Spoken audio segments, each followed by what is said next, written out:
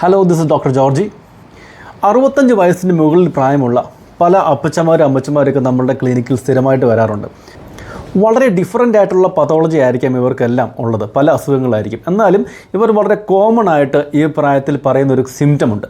കഴിഞ്ഞ ദിവസം ഒരു അമ്മച്ചി എൻ്റെ അടുത്ത് വന്ന് പറഞ്ഞത്, മരുമോൾ ഉണ്ടാക്കുന്ന ഭക്ഷണത്തിന് വലിയ രുചിയൊന്നുമില്ല ഡോക്ടറെ, അത് കഴിക്കാൻ തോന്നൂല എന്നുള്ളതാണ്. സത്യത്തിൽ പ്രശ്നം മരുമോളുടെ അല്ല, മരുമോളുടെ ഭക്ഷണത്തിൻ്റെയും അല്ല. ബാക്കി വീട്ടിൽ എല്ലാ ആളുകളും അത് ആസ്വദിച്ച് കഴിക്കുമ്പോൾ അമ്മച്ചിക്ക് അതിന് രുചി തോന്നുന്നില്ല എന്നുള്ളതാണ്. പ്രായമുള്ള ആളുകളിൽ ടേസ്റ്റ് ബഡ്സിൻ്റെ, അതായത് നാക്കിലുള്ള രുചി മുകുളങ്ങളുടെ പ്രശ്നം മൂലമുണ്ടാകുന്ന ഒരു രുചിയില്ലായ്മയാണ് ഇവിടുത്തെ പ്രശ്നം.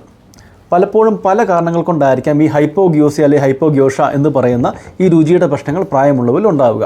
ചിലപ്പോൾ പഴക്കം ചെന്ന ഡയബറ്റിസ് പോലത്തെ ചില അസുഖങ്ങൾ മൂലമൊന്നുണ്ടാകാം. അല്ലാന്നുണ്ടെങ്കിൽ ക്യാൻസർ കീമോതെറാപ്പി കഴിഞ്ഞതിന് ശേഷം അല്ലെങ്കിൽ ACE ഇൻഹിബിറ്റേഴ്സ് പോലത്തെയോ ചില first generation anti histamine allergy കൊടുക്കുന്ന ചില മരുന്നുകൾ മൂലമൊക്കെ ഇതുണ്ടാകാം.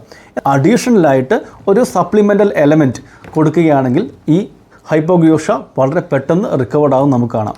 ആ ഒരു എലമെൻ്റൽ സപ്ലിമെൻറ്റേഷനാണ് സിങ്ക്. ടേസ്റ്റ് ബഡുകളുടെ ഇൻറ്റഗ്രിറ്റി കീപ്പ് ചെയ്യുന്നതിനായി സിങ്ക് സഹായിക്കുന്നു. അത് എങ്ങനെയെന്ന് വെച്ചാൽ കാർബോണിക് അൻഹൈഡ്രേസ് എന്ന് പറയുന്ന ഉമിനീരിലുള്ള ഒരു എൻസൈമിനെ ആക്റ്റീവായിട്ട് നിർത്തുന്നതിന് സിങ്ക് സഹായിക്കുന്നു. സോ അടുത്ത പ്രാവശ്യം മരുമോളുടെ ഭക്ഷണത്തിന് രുചിയില്ല എന്ന് തോന്നുമ്പോൾ നമുക്ക് രജിസ്റ്റേർഡ് ആയിട്ടുള്ള ഡോക്ടറെ കാണുക. ഡോക്ടർ ചിലപ്പോൾ നിങ്ങൾക്ക് സിങ്ക് സപ്ലിമെൻറ്റ് ചെയ്തേക്കാം. തന്നെത്താനെ മേടിച്ച് കഴിക്കരുത്. ഇതിനൊക്കെ ഒരു ഡോസും തരേണ്ട രീതികളും ഒക്കെയുണ്ട്. സോ ഒരു കുഞ്ഞൻ മരുന്ന് നിങ്ങളുടെ വീട്ടിലെ ചില പ്രശ്നങ്ങളൊക്കെ സോൾവ് ചെയ്യാൻ പ്രാപ്തിയുള്ളതായിരിക്കും. Thank you.